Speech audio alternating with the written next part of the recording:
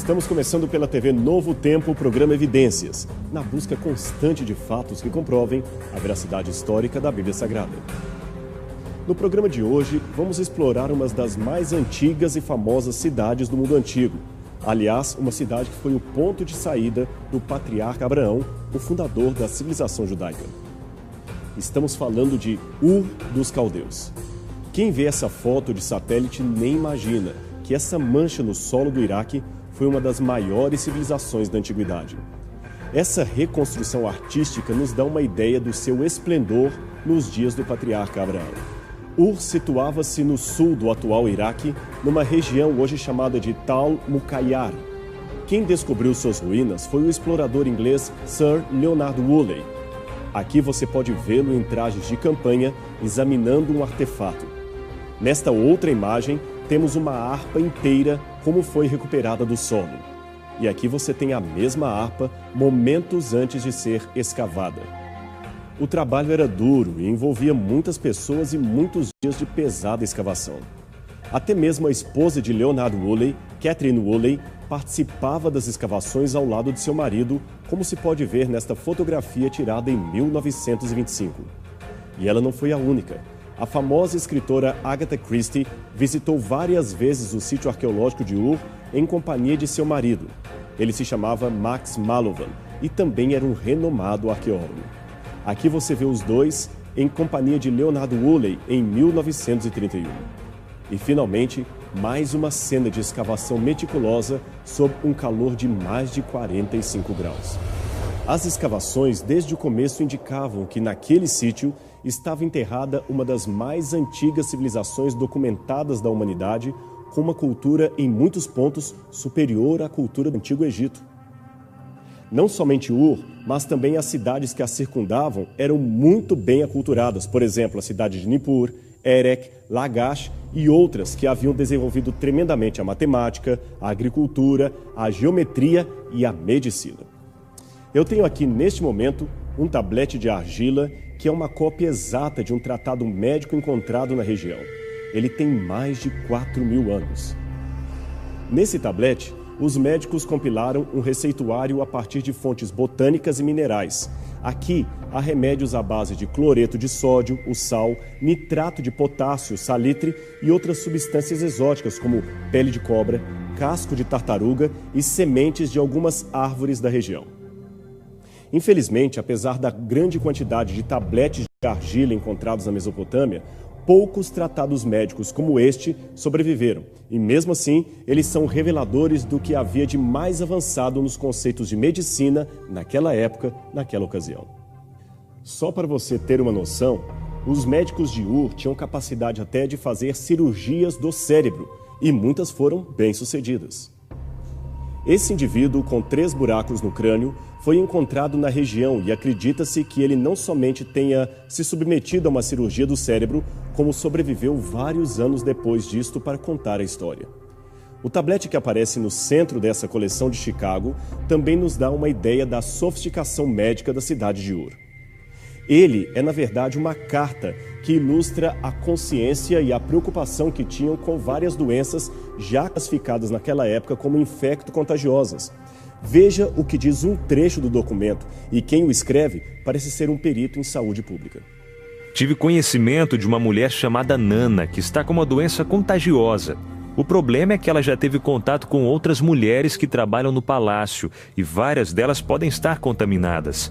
Dê ordens para que ninguém beba no mesmo copo que ela usou, nem sente na cadeira que ela sentou, ou deite na cama que ela dormiu. Assim, evitaremos que mais mulheres sejam contaminadas.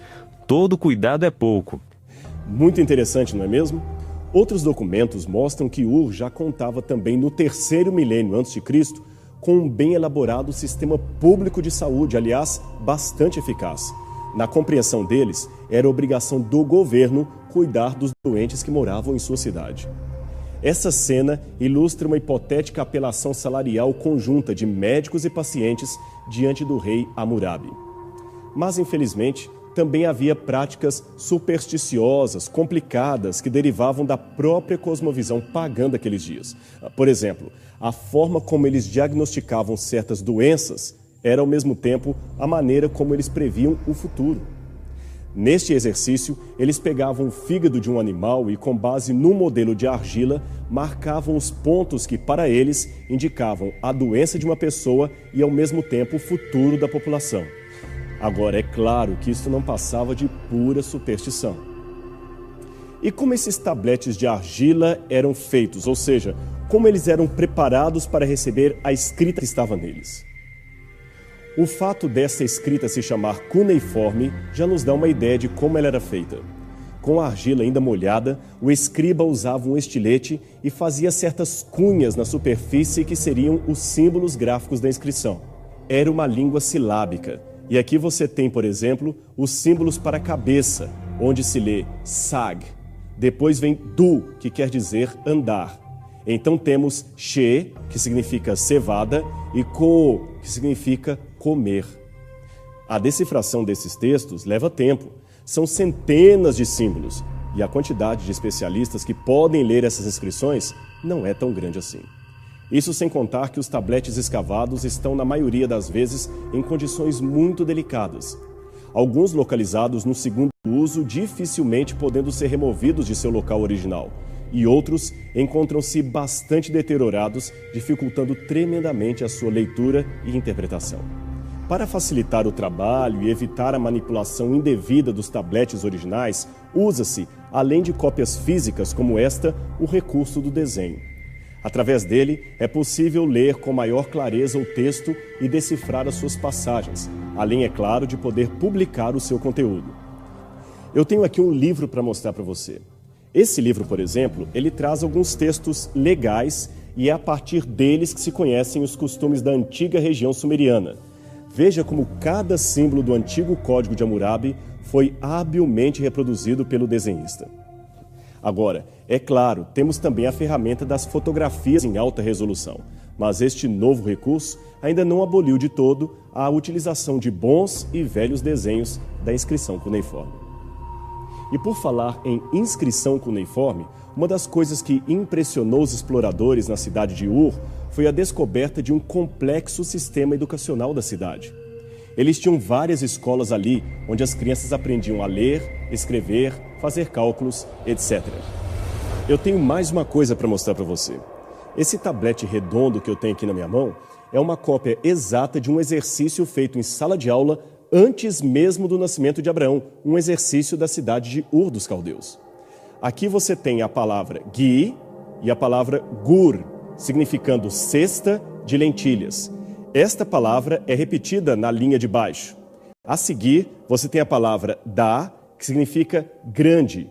E abaixo temos então a frase cesta de lentilhas grande.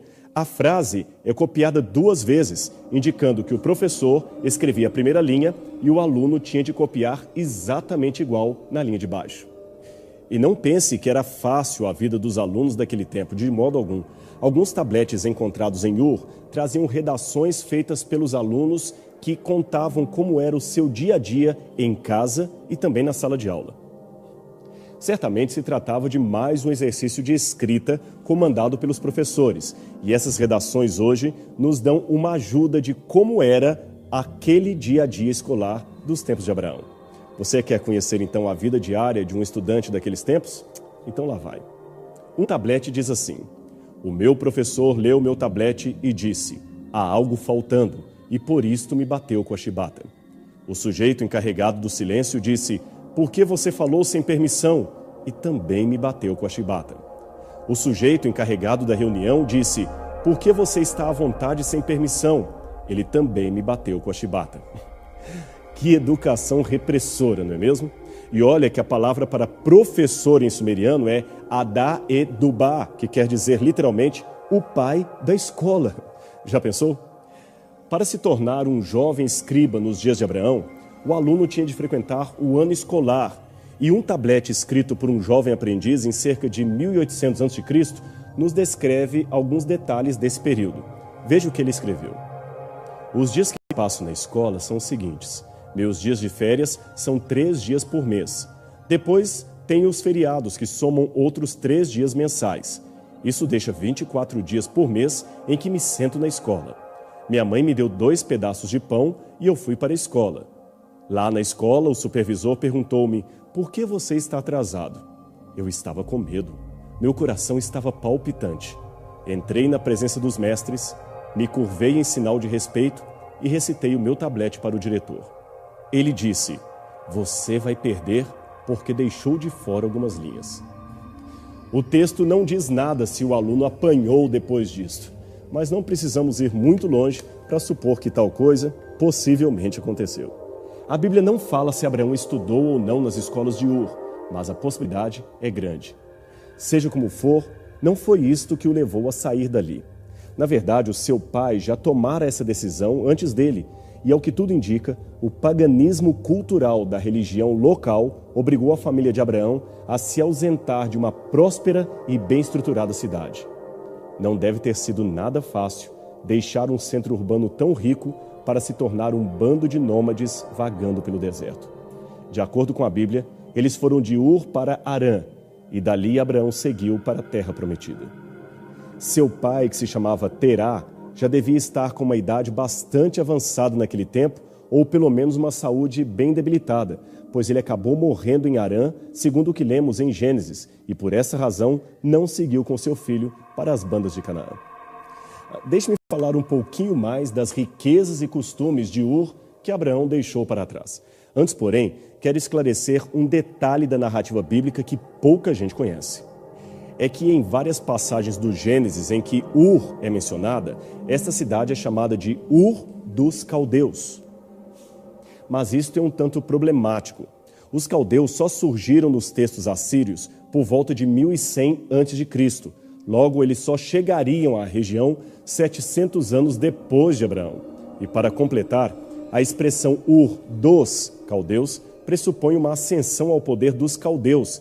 E isso só aconteceu nos tempos da Babilônia de Nabopolassar e Nabucodonosor, isto é, no final do 7º século a.C., ou seja, 1100 anos depois de Abraão. Mas fique tranquilo que isto não depõe em nada contra a autenticidade do texto bíblico. O que acontece é que algum escriba posterior a Moisés certamente atualizou o texto, o que era comum naquela época. Aliás, quer um exemplo moderno que ilustra esta prática ainda em nossos dias? É simples. Os nossos livros de história, ao contarem a descoberta de nosso país e do nosso continente, dizem que em 1500 Cabral descobriu o Brasil e antes dele, em 1492, Colombo descobriu a América.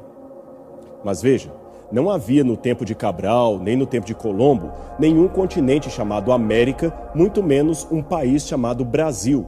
Esses nomes vieram só mais tarde, mas os historiadores escreveram assim para facilitar a compreensão atual daquilo que aconteceu antes de nossos dias.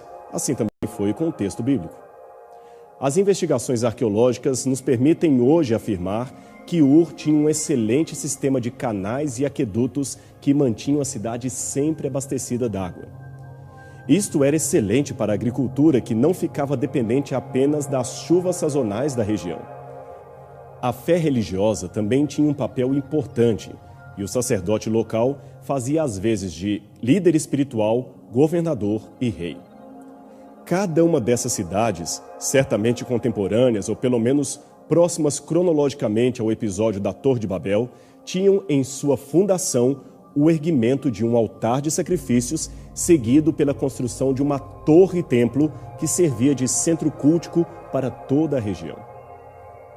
E com Ur não foi diferente. Quando Ulei e sua equipe chegaram ao assentamento de Ur dos Caldeus, encontraram esta enorme montanha de terra que muito lhes chamou a atenção. Quando começaram a escavá-la em 1922, foram surpreendidos com a estrutura que estava debaixo dela.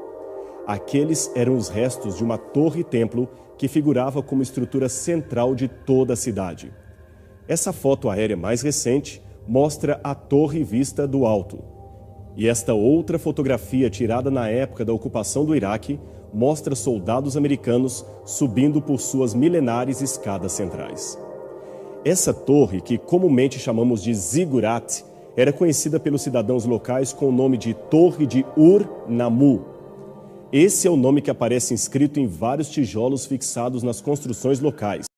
E veja que a argamassa que os une é o betume. E você sabe qual a importância disso? Abra sua Bíblia no livro do Gênesis, capítulo 11, verso 3, e preste atenção no que é dito ali. E disseram uns aos outros: Vinde, façamos tijolos e queimemo-los bem. Ora, o tijolo serviu-lhes de pedra e o betume de argamassa. Aqui está falando da Torre de Babel, e é incrível a semelhança com o que a arqueologia tem demonstrado. Mas atenção, não há indícios que nos permitam dizer que a Torre de Ur era ou não a Torre de Babel. É mais provável que não seja, mas a forma arquitetônica de ambas certamente obedece ao mesmo padrão. Talvez tenham sido construídas por um mesmo arquiteto local. Essas estátuas votivas certamente fizeram parte do dia a dia do templo da cidade de Ur. Os olhos largos e a posição das mãos mostram que eram feitos com propósitos políticos, mas principalmente religiosos. Esta aqui é uma cópia da estátua do rei Gudea, o rei de Lagash, cidade vizinha da região. Veja que ela segue o mesmo processo das outras. Além da coroa real, ela tem também as mãos entrelaçadas, mostrando a atitude de oração do rei. Perceba que ele se encontra sentado sobre um trono. E ele também tem os olhos largos. E além disto, aqui no colo, você tem uma oração pedindo bênçãos e vida longa para o rei. Essas imagens eram por vezes colocadas dentro do templo por uma pessoa que havia doado, juntamente com ela, recursos financeiros para a manutenção do edifício. Então as imagens garantiam para o oficiante local que ele nunca seria esquecido no momento das orações. E também a sua presença no templo era como se a própria pessoa estivesse ali 24 horas por dia orando aos deuses. De acordo com alguns especialistas em cultura sumeriana, toda vez que o templo era reconstruído, as imagens ou estátuas eram enterradas com os restos do templo anterior ou os restos do zigurate. Veja essa estatueta no momento em que foi encontrada pelos arqueólogos no alicerce de um antigo templo. A tradição judaica afirma que Terá, o pai de Abraão, era, antes de sua conversão, um fabricante de estátuas como estas, mas a Bíblia é completamente silenciosa a esse respeito. As casas de Ur também eram muito bem montadas e a sua arquitetura era bastante avançada para a ocasião. No lado rico da cidade, as casas tinham em média de 10 a 14 cômodos cada uma. Vários jogos de mesa como estes foram encontrados e junto deles havia restos de brinquedos que nos dão a ideia de que havia muitas crianças ali. A população da cidade já foi estimada em torno de 300 mil habitantes, mas hoje apresentam-se números mais modestos, porém ainda impressionantes. Para a época, Ur deveria contar com algo em torno de 65 mil moradores, todos vivendo em seu perímetro urbano. As sepulturas encontradas por Uley mostraram também que eles tinham o estranho costume de sepultar os mortos em casa, debaixo do piso principal. Mas em algumas sepulturas reais, os corpos eram enrolados em carpetes e colocados dentro de caixões de madeira, um artigo de luxo para a região com pouquíssimas árvores. E além disso, esses corpos também eram cercados de joias, muitas das quais, é claro, acabaram sendo saqueadas por ladrões de sepulturas. Veja que impressionante esse crânio da rainha Puabe, encontrado juntamente com joias em seu pescoço e em sua cabeça. Essa outra imagem mostra algumas de suas joias escavadas na região e uma ideia artística de como ela seria em seus dias de glória. Hoje, a rainha Puabe não passa de uma peça arqueológica de museu. Isso me faz pensar novamente na figura do patriarca Abraão. Talvez muitos de seus amigos o aconselharam a não partir com seu pai para Harã, não abandonar aquela próspera cidade. Trocar o conforto de um centro urbano como Ur pelas areias quentes do deserto e a incerteza de uma tal terra da promessa que ninguém nunca viu, isto parecia loucura. Mas o fato é que, de acordo com o livro de Hebreus, Abraão tinha sonhos muito maiores do que os habitantes de Ur. Ele também tinha sonhos maiores que os habitantes de Harã. A cidade na qual ele passou bom tempo não era a cidade dos seus sonhos. É que Abraão não se contentava com uma vida farta neste mundo, onde tudo, por melhor que seja, um dia acabará. Não, ele esperava algo mais. Veja o que a Bíblia diz a seu respeito. Pela fé, Abraão, quando foi chamado para ir para um lugar que devia receber por herança, obedeceu e saiu sem saber para onde ia. pois ele esperava a cidade que tem fundamentos, cujo arquiteto e construtor é Deus. Hebreus 11, versos 8 e 10. E qual foi o segredo de Abraão? Seria ele um homem tolo que acreditava em qualquer coisa? É claro que não. Abraão também tinha suas dúvidas, ele também questionava. Note que, ao mesmo tempo que ele é chamado de o pai da fé, na primeira vez que Abraão abre a Bíblia num texto bíblico, é para fazer um questionamento, expressar uma dúvida. Isto você encontra em Gênesis capítulo 15, verso 2. Mas um dia Deus lhe falou: vai, Abraão, porque eu darei a terra a você. Eu farei de você uma bênção e o mundo inteiro será abençoado por sua causa. No hebraico, esta ordem de Deus, vai, Abraão, é uma expressão forte. Ele disse, ler leha, que quer dizer, vai por ti mesmo, vai sem medo, sem olhar para trás. E Abraão foi. E por que ele foi? A resposta está aqui, em Tiago, capítulo 2, verso 23. Abraão creu em Deus. Isto lhe foi imputado por justiça, e ele foi chamado amigo de Deus. Aqui estava o segredo de sua fé. Deus era o seu amigo. Abraão conhecia a voz do seu Senhor. E você que me assiste? Você tem reconhecido a voz de Deus em meio aos ruídos deste mundo? Você tem a coragem de obedecer-lhe o chamado e sair para a missão que Deus lhe confiar? A rainha Poabe foi sepultada com suas joias e o seu esplendor.